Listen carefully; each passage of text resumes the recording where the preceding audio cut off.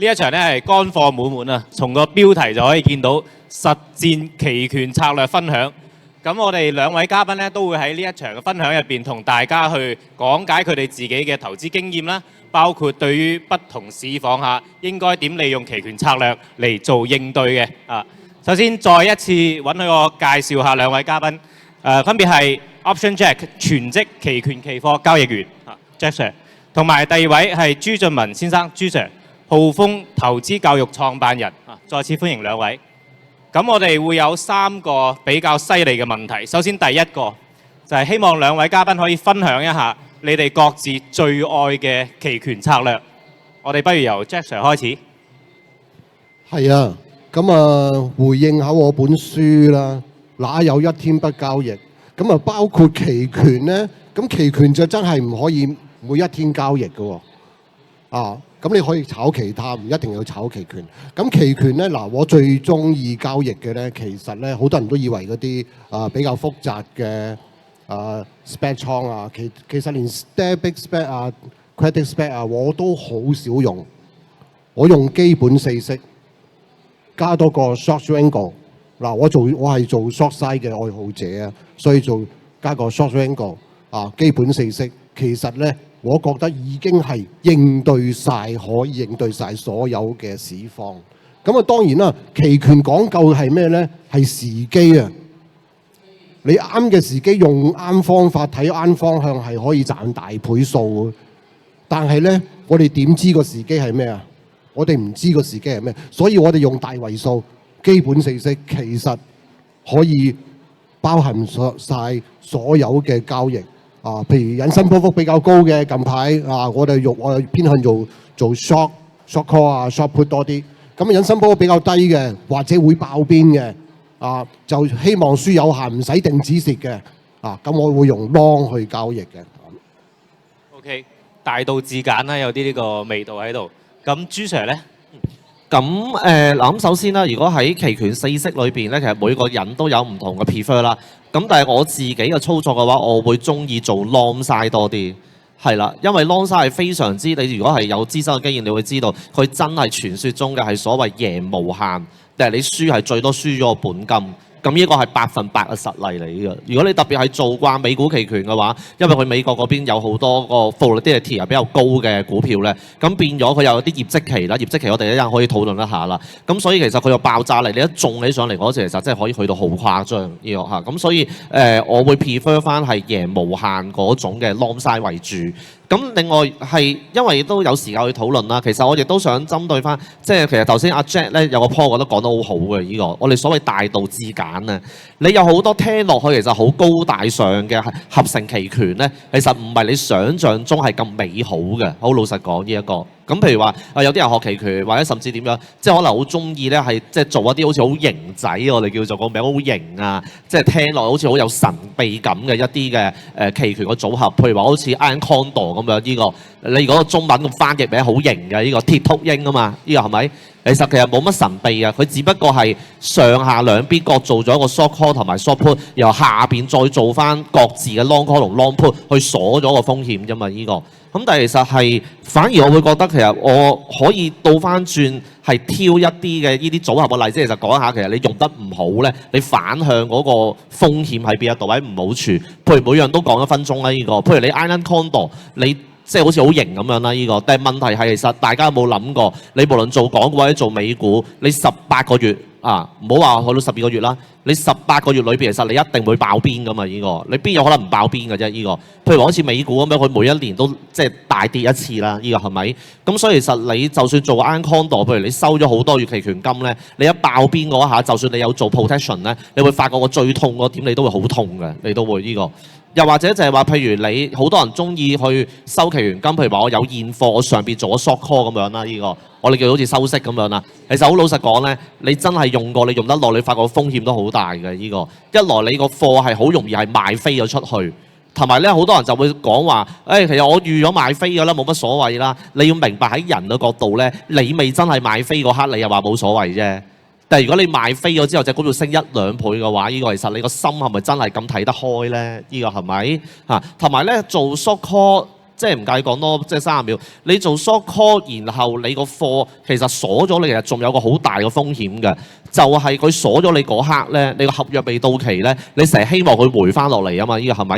咁你個股票升咗好多嗰陣時，你有冇諗過咧？升完上去，佢阻住咗你沽貨，然後佢最後個股票大幅跌翻落嚟嘅話，其實你會好憎個 short call 嘅喎呢個。其實我試過見過有人係咁樣喺邊隻股票身上咧，就係特斯拉咯呢個，因為特斯拉好恐怖噶嘛，上又可以去到400蚊，但係跌又可以跌到200噶嘛呢個。我真係見過有人咧係講緊揸咗大概400-500萬港紙嘅貨，係因為個 short call 阻住咗佢，然後喺400蚊沽唔到，然後上年低潮嗰時跌翻落去200蚊，然後跟住咁，所以喺合成期權裏邊係要比較係善於運用咯，比較唔好亂咁嚟，亦都唔好覺得好似好高大上咁樣就覺得係一定要做合成期權嘅。其實唔係嘅。明白，好多謝朱 Sir 都從呢個結合埋 behavioral finance 嘅角度，同我哋去從一個實戰嘅角度嚟咁啊分析下。咁第二個問題咧，都係我哋喺牛牛圈收集到好多牛友想問嘅一個問題啦。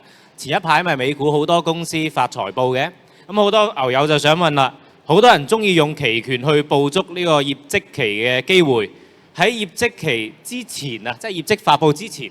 我哋如果從期權市場嚟睇嘅話，可唔可以做一啲前置嘅動作，令我哋更加好咁捕捉到呢個業績期嘅市場機會呢？都係 Jack Sir 先回答好冇？係啊，呢個問題咧最多人問啊。嗱，我講美國股市先啦。咁由過去1年以嚟，我講啲M7啦、M7股份啦。嗱，舊年咧好多都爆升爆跌啊 ，Meta 啊、AMD 啊。Nvidia 啦、Tesla 啦、Microsoft 都爆跌，係嘛？其實咧喺事前咧，我哋係咪可以做 long call long put？好多人最多人問，我 long call long 兩邊，佢爆邊，我咪贏一邊輸一邊，另外一邊輸晒咯。咁我嘅答案咧就係話，你試下啊！因為我講冇用㗎，因為我唔知佢真係爆跌啊定係爆升㗎嘛，係嘛？嗱，有好多個例子咧，以舊年到今年嚟講咧，其實10次咧有7次咧係爆升爆跌。你 long 兩邊咧有機會贏，但係有時會贏到，譬如 long put 大跌嘅，有一次咧 Meta， 我記得舊年有一次 Meta 咧大跌 ，long put 咧可以賺到10幾倍嘅。啊，你一開始喺盤後公佈完業績，咁啊好辛苦捱到夜晚，終於期權開市啦，先至可以平倉。啊！一開始哇賺10幾倍，咁啊 long call 唔使睇啦，輸晒啦嘛，係嘛，廢紙噶啦。咁 long put 咧可以賺到10幾倍。嗱，講緊週期權啊，講緊週期權，因為最貼市、最多人去部署業績對沖又好啦，或者投機咧，就係星期5到期嘅週期權。嗱，因為股票期權咧，佢而家有啲咧係星期3都開埋㗎。嗱，我哋講星期5到期嗰啲週期權先啦嚇。咁因為佢係槓桿最大，但係輸得最快，槓桿最大。你可以博到倍數，譬如你爆單邊爆升嘅，你 long call 賺到好多錢 ，long put 唔使睇，平 long call 得㗎啦。啊，但係如果你買單邊嘅話咧，第一你要買重邊，買兩邊嘅話咧打5折，因為你要扣咗一半 long 錯邊嘅輸晒，唔使睇㗎啦，唔使平倉，一開始已經90%啊。咁仲有一個風險係咩啊？大家可能忽略咗就係兩邊一齊輸，冇乜升跌。嗱，兩邊一齊輸，我 Nvidia 啦，上個月公佈業績，公佈之前190蚊附近，公佈之後咧，盤前盤後啊，即係盤後啦，加埋盤前咧係197蚊喎。啊 ，long call 嗰啲以為哇賺錢啦咁啊，你一開始睇平唔平到倉，10個有10個都平唔到倉，一開始194。Nvidia 194，你 long call 係賺唔到錢嘅，因為你公佈業績之前咧，個引伸波幅咧去到 over 100%，尤其是週期權。你話咁我買下個星期到期嘅咪得咯？下個星期都升到70幾個%，即係比平常咧係多幾倍嘅期權金啊！咁你公佈完業績，無論佢升定跌，啱方向錯方向咧，嗰啲引伸波幅就全部跌晒㗎啦。所以咧，你第一，無論你對方向錯方向，你 long triangle 又好 ，short triangle 又好，就係面對一個問題，就係業績之後引伸波幅大跌，越近到期日槓桿越大，引伸波幅跌得越犀利。咁我試過係做一次咧，就係做過下個月嘅，即係1個月到期之後到期嘅 short swing 啊，但係咧做得耐咧個回報都唔係好高喎。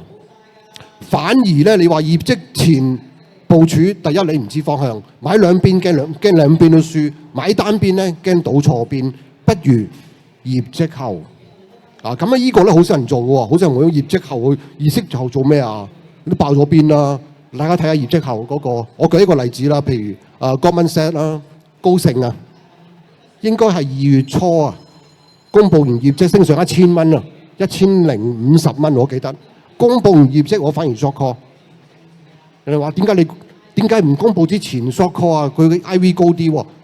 公佈之前我點知佢係爆升幾多？我唔知，佢可能升50蚊，可能升100蚊，唔知噶嘛。咁我 short call 係 short 過1個月後到期，即係個半月後到期，唔會 short 嗰啲週期權㗎。咁後尾咧就沽咗個頂啊！但係 short 因為 short call 都係賺有限啦，雖然沽咗個頂都係賺有限。咁呢個係叫咩咧？業績後先至做 short call，因為起碼我知頂啊嘛，已經升咗啦嘛。我做 short call，我再升我輸有限，而且個引伸波幅開始跌。一開始嗰陣咧，個引伸波幅唔係跌好多嘅時候可以做。啊，另外一個例子就係 Nvidia。一開始197嗱，其實開市盤前咧係197嘅，但係正式開市咧係194。嗱，呢一隻我估唔切，一開始跌3蚊。大家如果有留意到嘅話，盤前明明197、198嘅喎，一開始跌194，話個 call 跌得好快，估唔切，下個月都估唔切，跟住咧就跌啊嘛。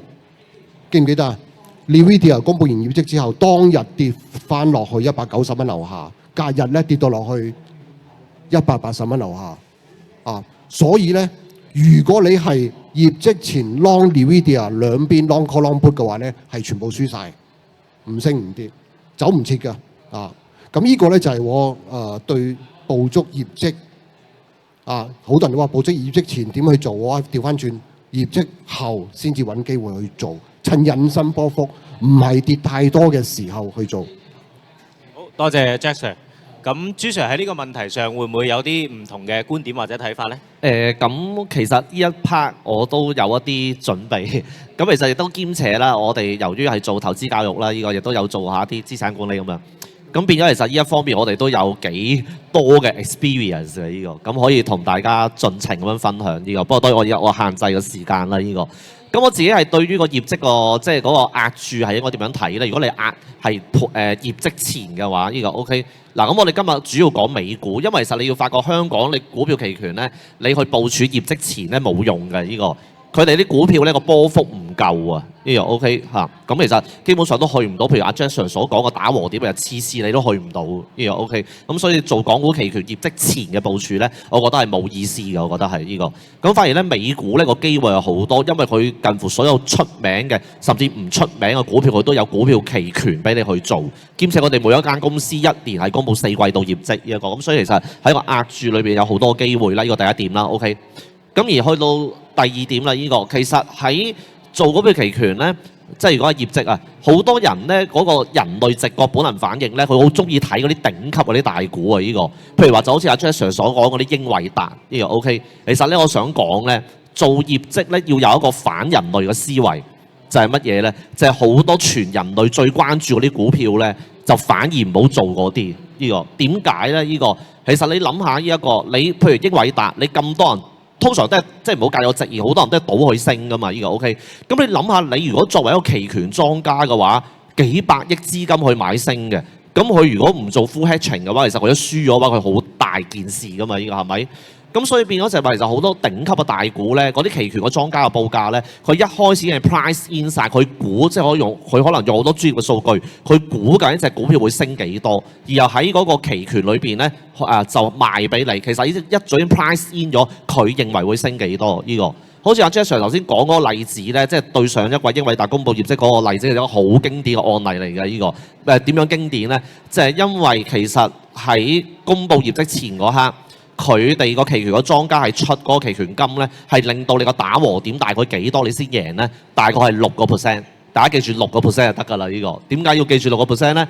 就係因為英偉達一開盤嗰陣時咧，即係一出咗業績嘅結果咧，佢最多升到去203蚊嘅呢個203蚊嗰個價咧，其實基本上就係咩意思咧？就係佢升到啱啱好嘅升幅係得6%。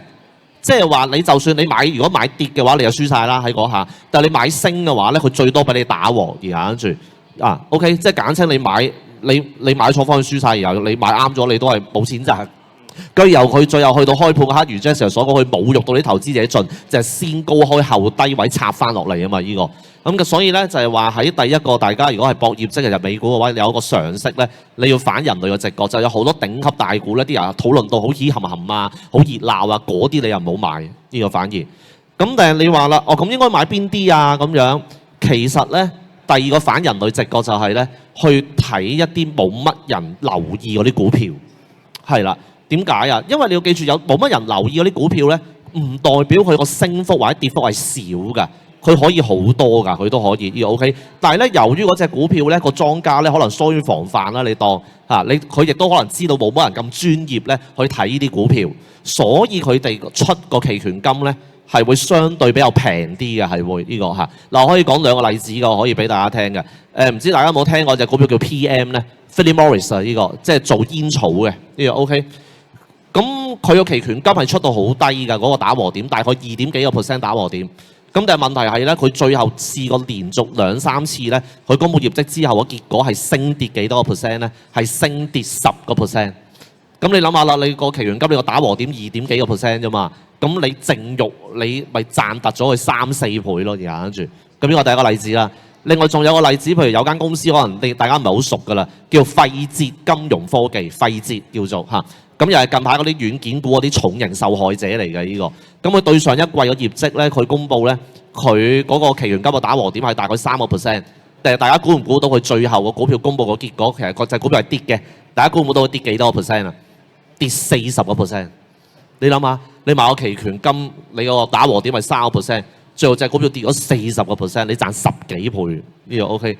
咁變咗係喺一個我自己個好多經驗話俾我聽，你係應該着力去揾一啲係冇乜人留意嗰啲股票，佢反而會出到奇蹟。咁所以咧你可以咧係即係唔係特登㗎嚇，就係介紹翻由富途嗰度個功能就好好咯呢個，因為富途嗰度係已經 list 咗好詳細個業績，每一日有邊啲公佈嘅。而有富途仲好窩心地咧，係做埋嗰個係所謂業績嘅預測，特別係啲重型股啊、正常啲嘅股份，佢都盡量可能攞翻可能啲第三方 database，然後客觀嚟 list 翻出嚟。咁所以嗰 part 其實係一個好有參考價值嘅一件事咯，呢個。咁到最後啦，我講多1分鐘啦，呢一個就係我哋揀一個股票嘅期權咧，可以留意一個叫三低嘅策略。咩叫三低咧？呢個通常咧大力出奇蹟嗰啲股票咧，通常都會符合以下呢個三低原則嘅。咩叫三低原則咧？呢個就係有時如果你遇到一隻股票咧，引伸波幅低 ，OK， 引伸波幅低，呢個第一個低啦。第二個低咧就係市場預期低，即係對佢都冇乜望㗎啦，即係人生冇希望咁樣呢一個嚇。第二個就係預期低，第三個就係股價佢先天唔係升咗上去先嘅，即係喺業績公佈前夕咧，佢跌咗落去先。咁呢個叫股價低，簡稱三低，係啦。三低嘅股票咧，其實值博率好高嘅呢個嚇。譬如最後一個例子，譬如話好似 Microsoft 咁樣，可能你話，你頭先又叫話唔好買頂級大股嘅呢個，咁凡事總有特例噶嘛。Microsoft 咧喺對上一次嘅業績咧，就係 exactly 符合咗三低嘅所謂嘅要求，嗰個引伸波幅好低，個打和點咧係低到咧係2.1%，就係打和點。結果隻股票最後係喺公佈業績之前係跌咗落去先，咁最後咧 Microsoft 咧夾硬拉高咗幾多個 percent 咧？拉高咗最激嗰下，拉高咗9個 percent。你用2個 percent 買嘅嘢買咗9個 percent，你淨肉你如果開市嗰秒你拋得切嘅話，你係贏4倍，而跟住係啦。咁所以大家可以參考呢啲咁嘅策略咯，大概都係咁樣。係。好多謝朱 Sir 嘅分享嚇。咁頭先Jack Sir 就從呢個風險提示嘅角度咧，同我哋分享咗一種更加穩健嘅做法。朱 Sir 咧又從呢個更加另類嘅角度咧，同我哋解釋咗咩叫做買在無人問津處啊，係嘛？係。咁跟住落嚟呢個問題應該都係我哋現場好多朋友係比較關注嘅，就係新手朋友喺交易期權嘅時候應該要注意邊啲要點？我哋都係請Jack Sir 先嚟回答呢個問題。如果要講晒嘅話咧，可能講2個鐘頭都未講完。咁我簡單講啦。咁主要咧新手咧通常做期權咧都係諗一樣嘢 long 輸有限贏無限。咁呢個出發點係 OK 嘅。我記得我人生嘅第一筆期權交易咧係30年前啊，亦都係 long 啊。我睇過我本書咧，都知嘅。通常我啲做期權 long 咧都係戶口入邊冇錢啊，剩翻幾百蚊啊！呢個做咩啊？咁啊 long call long put 咯，係嘛，搏下咯。但係千祈唔好以為好似戲劇咁樣，戲劇人生話 long put long call 話不賺爆升咁樣。嗱，首先我哋新手做期權，第一你要知道一樣嘢，咩叫歐式期權，咩叫美式期權。嗱，歐式期權係指大部分係指數嚇，指數全部都係歐式期權，佢係結算嘅。你 long 完之後咧，賺錢又好，輸錢又好，都可以唔使理，到期幫你結算。咁啊，而家好多週期權啦，以前月期權咧，大家可能要到月底先到期，過程可能好多變數。但係而家週期權譬如星期一你去 long 個星期五到期嘅騰訊平保long call long put 咁樣。星期五就到期㗎啦。嗱，呢啲係美式期權㗎。咁期指嗰啲咧係歐式期權，所以你一定要分清楚咩叫美式，咩叫歐式。美式咧你要處理㗎。我記得有一個朋友咧，好多年前㗎啦。其實唔止㗎。近排新聞都有報導啊，係嘛？近排富途牛圈都有講啊，long 咗 put 賺錢，唔知道要平倉，結果又簽埋放棄期權。我記得好多年前咧，有個朋友咧做港股 long put 平保港股有一個機制咧係1.5% 超過會幫你自動行使但係咧有時唔超過1.5% 嘅情況之下咧，係當你唔平倉咧係當你放棄。美股就唔同喎，美股嗰個 long side 嗰個機制又同個港股機制唔同喎。咁你 long side 如果入咗價落，你要自己平倉嘅美式期權，大部分人唔知。咁歐式期權咧係可以結算，大部分人咧成日都話結算日咁其實股票期權咧係最後交易日，唔係結算日。咁好多人都講慣咗結算日啊嘛，咁咪價內又好價外又好咁結算咯。如果做 short side 咧，你一定會知嘅喎。如果價內嘅話，因為你要接貨或者 call 貨啊嘛。咁證券公司一定會通知你嘅。你有個倉喎，唔夠錢喎，或者之類咁樣有個倉喺度。如果係 long 嘅話咧，你唔記得平倉嘅話咧，尤其是美股冇咗㗎咁尤其是有啲 ETF 咧係唔可以做沽空美股好多正向反向 ETF 咁先講正向先啦。你譬如 long put， 但係呢啲係唔沽空得㗎嘛，所以你到期美式咧一定要平倉。呢個咧就係最多新手犯嘅錯。另外一種咧就係咩咧？就係大家都淨係做 long， 但係你要知道嗰個或然率呢個標準差咧譬如我哋 long call 少少價外，或者 short call 少少價外 ，short put long short put 或者 long put 一個標準差以外嘅個成功率咧，其實係得15% 嘅。你個贏面係得15%倍數係偶然正常係輸嘅另外一點就係知道我知道15% 贏面，所以你個注碼一定係要點細。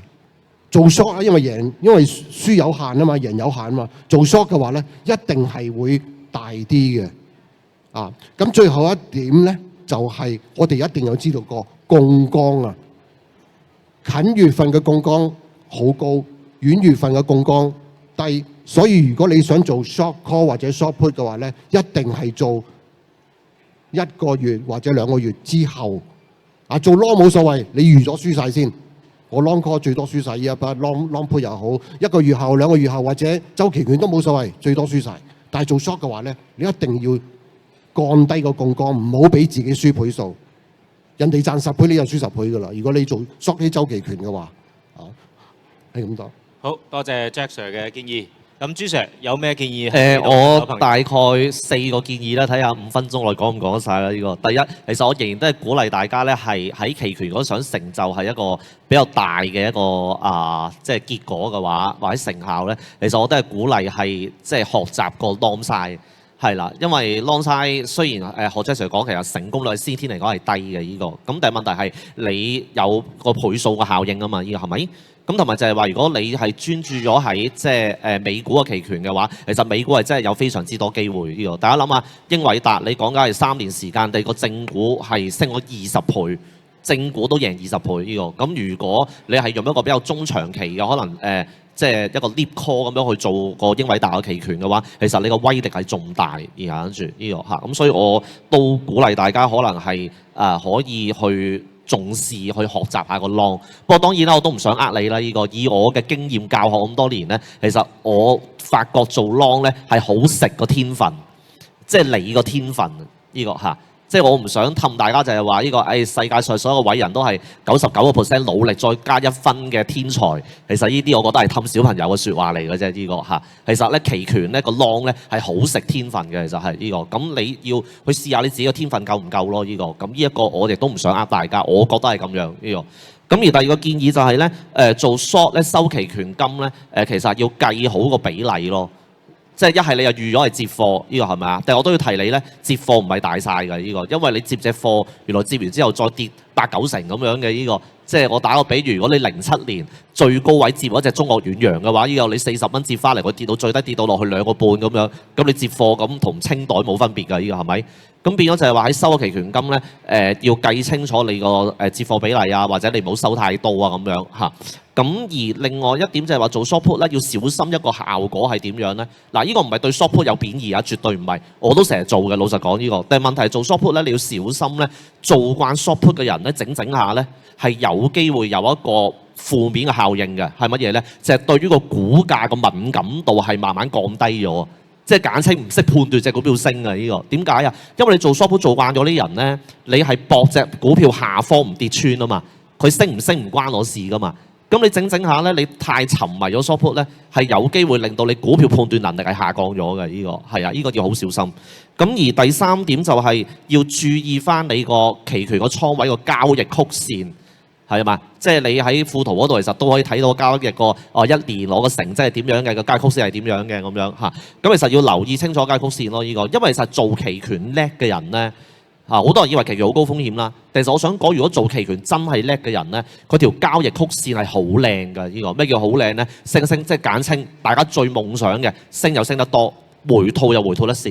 點解佢可以做到咁樣啊？呢個因為佢可能用咗好多手段，或者佢識做對沖，你明唔明啊？佢條交易曲線應該係好靚嘅呢個。所以如果大家係做期權咧，你發覺整你話咦，點解我個交易曲線咁樣衰嘅？升嗰時又可以升50%，第日一冧落嚟嗰時又可以冧45%，咁樣就唔合格啦呢個。咁要留意翻個交易曲線啦。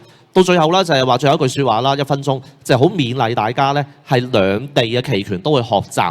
同埋實際去落飛去試一試邊兩個地區啊？香港期權同埋美國期權都好值得去嘗試嚇，唔好偏袒咗喺一邊呢個，因為兩邊嘅期權咧都各有佢嘅好壞處。咁如果你兩邊都去學習嘅話，咁其實係可能會可以攞盡晒兩邊嘅係所謂嘅長處咯。呢個咁當然啦，呢個其實富途喺嗰個期權嘅功能裏邊，無論港股期權同埋美股期權咧，佢已經係 provide 咗好多資料咧去輔助大家。咁所以如果係做期權，即係好想做期權，令到自己成為個專業投資者嘅話咧，其實亦都可以多留意翻即係富途喺港股期權同美股期權啲版面嗰啲功能咯。呢個應該都可以輔助到大家。呢個係。好多謝 Jack Sir 同埋朱 Sir 同大家嘅分享嚇，咁都多謝朱 Sir 幫我哋富途都宣傳咗我哋嘅期權功能。的確喺我哋富途 Apps 入邊，期權相關嘅分析功能咧係可以幫到各位投資朋友嘅。再一次多謝兩位嘉賓嘅實戰經驗分享，都同時最後祝各位投資朋友投資順利。多謝，多謝晒，多謝。